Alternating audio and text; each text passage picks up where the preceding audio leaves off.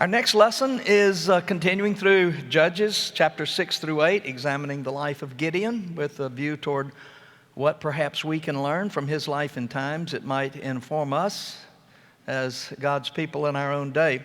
So today's lesson is from the 7th chapter of Judges, reading verses 1 through 23. I hope you have your own Bible with you and you can mark in it. I told you how to outline every story in the book of Judges. If you can remember 5 S's, you can pretty much know what's coming next. If you weren't here when I explained that, see me later and I'll explain it to you. But this is Judges. We're in the 7th book of the Old Testament. We're in the 7th chapter of that book.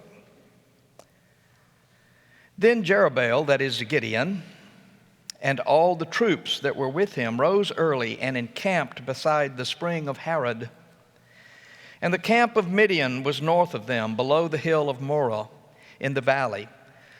The Lord said to Gideon, "The troops with you are too many for me to give the Midianites into their hand. Israel would only take credit from me, saying, 'My own hand has delivered me.' Now, therefore, proclaim this in the hearing of the troops. Whoever is fearful and trembling, let him return home." Thus Gideon sifted them out. 22,000 returned, 10,000 remained. Then the Lord said to Gideon, "The troops are still too many. Take them down to the water, and I will sift them out for you there. When I say this one shall go with you, he shall go with you. And when I say this one shall not go with you, he shall not go." So he brought the troops down to the water.